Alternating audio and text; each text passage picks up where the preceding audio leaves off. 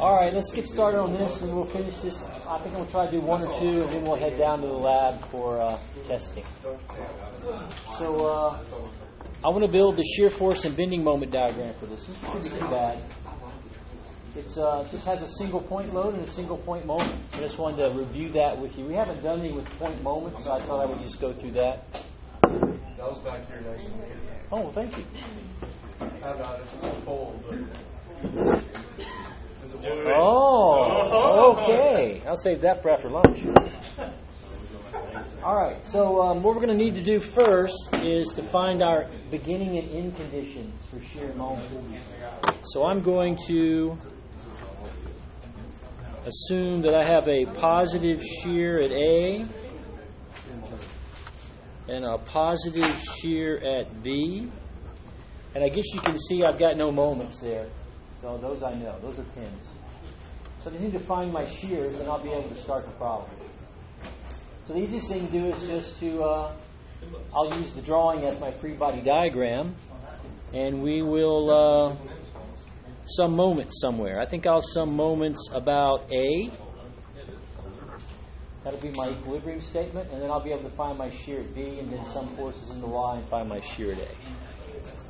So summing moments about A, here, my point load creates what kind of moment? Positive or negative? Actually, negative. So the force will be 600 pounds, and the distance from A is 10 feet. So there's the moment about A due to the 600-pound force. And now the applied moment is 4,000 pound-feet. And with my sign convention, it is also negative. 4,000 pound-feet. And then finally I get to my reaction over here, my positive shear at B. And that also creates negative. So I've got whatever the shear at, I almost wrote A, at B is, and then the distance is 20. So I should be able to solve for the shear at B, and that's going to be 500? 500.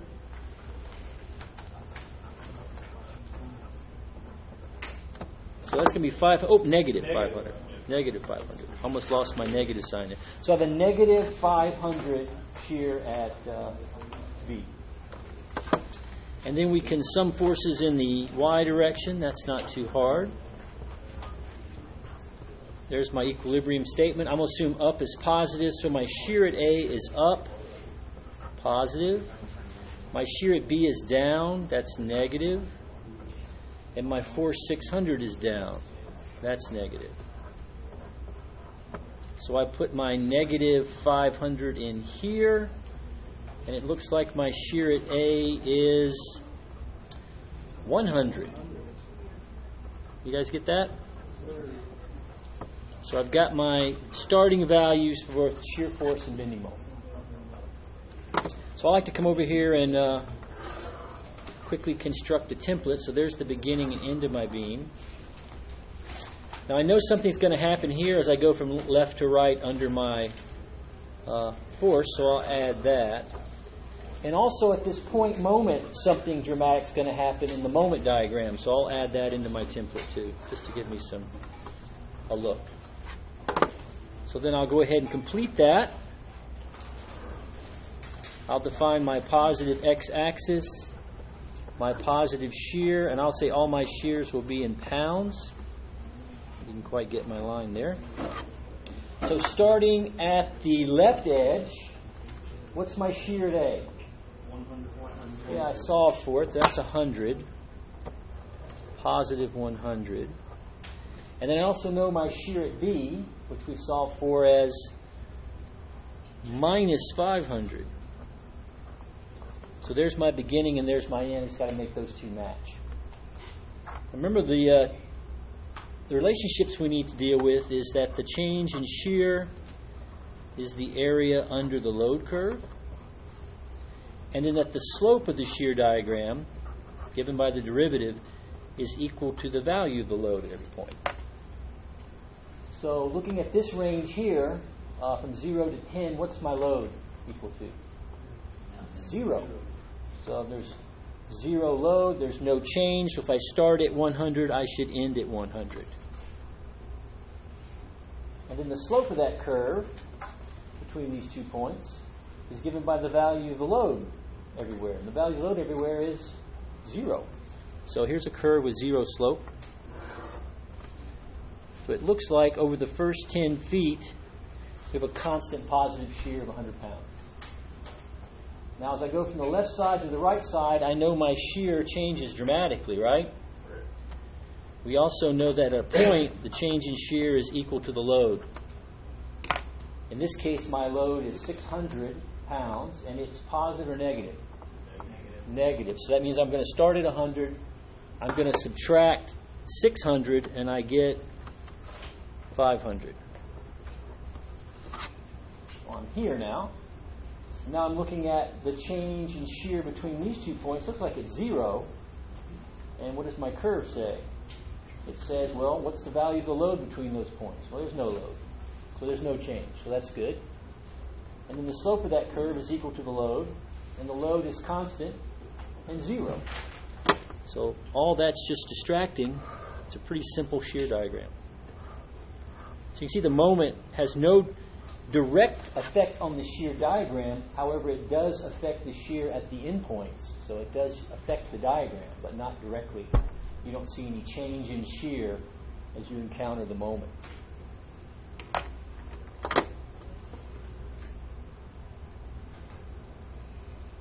All right, so let's draw the moment diagram. So again, I'll assume a positive x. Here's positive moment. Let's do our moment in pound feet. Let's see what we know. What's the moment at A? The bending moment at A. What's an external pin? So it's 0. And we also know the bending moment at B. It's also an external pin, so we know it's going to come back to 0. So how do we build the diagram? Well, we use the same relationships except we apply them to the shear diagram. So we know the change in moment is the area under the shear diagram. And the shape of the moment diagram, given by the derivative, is equal to the shear. So let's look at the change in moment over this first 10 feet. So the area under the shear diagram is, well, it's a rectangle. So this is going to be base times height. The base here is 10 feet. Height's 100, so that's what? 1,000. And that's the positive area. So it looks like we're going to go up to 1,000. Let me think for just a second. Yeah, that'll be fine. 1,000. And the shape is going to be equal to the shear. So starting here, what's the value of the shear? We go up, the shear is 100. In fact, everywhere we look, the shear is 100. So it's constant, and it's positive. So here's a constant positive slope.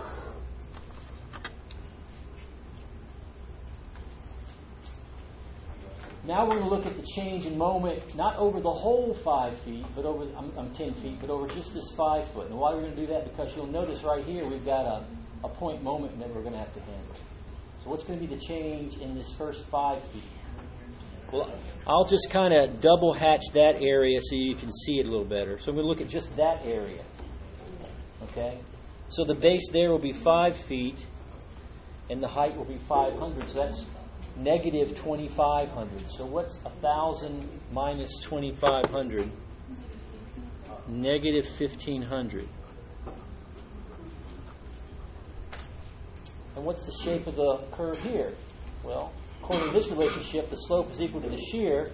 And you look at the shear everywhere in that region, it is constant, and it's negative. It looks something like that. So we did go from an area where the moment's positive, and now we've crossed over. There's actually a point in the beam where the moment is 0. And now we've gone to negative.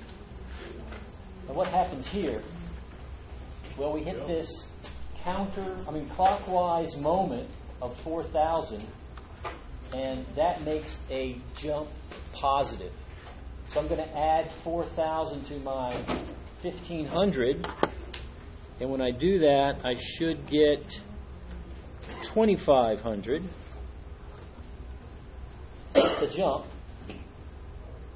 And now the change in moment over the last 5 feet is what? This area, which has a base of 5 and a height of minus 2,500. So that's another 2,500 negative. So 2,500 minus 2,500 brings me back to 0. And the slope is equal to the shear, and it has the same slope as the previous segment. These are the same slope. So there's my moment diagram. So where is the maximum moment? And what is its value? Well, the maximum moment is 2,500, and it occurs right here at this point, just to the right, which would be 15 feet from A. So as the exam gets closer, I'm going to ask you to draw these things, but I'm also going to ask you to interpret things off of it. For example, what is the slope of the moment diagram at 10 feet? What's the slope of the moment diagram right here? No, it's 100. The slope of the moment diagram is the shear. What's the value of the shear? Anywhere from 0 to 10. 100. What's the slope of the moment diagram anywhere from 10 to 20? Minus 500. What's the maximum shear, and where does it occur? Maximum shear is 500. It occurs anywhere in this region, right? The maximum moment, 2,500, and it occurs at... I'll usually ask you to measure everything from the left side x. So you say at x equals 15. So it's counterclockwise moment there, applied, always when we talk about it, or clockwise, counterclockwise. Just like a negative load creates a negative change in shear, a clockwise applied moment creates a positive change in the moment. That's the bending moment. That's just one of those things you have to memorize. If you went negative, you can see what would happen.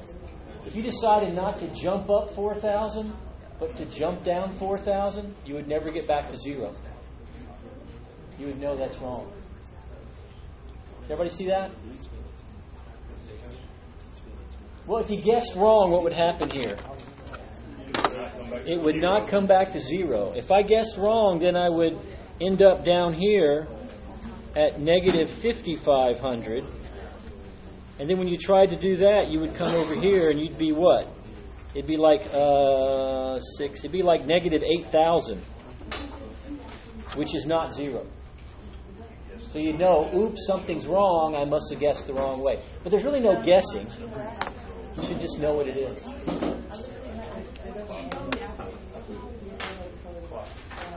So any questions about this one? Okay.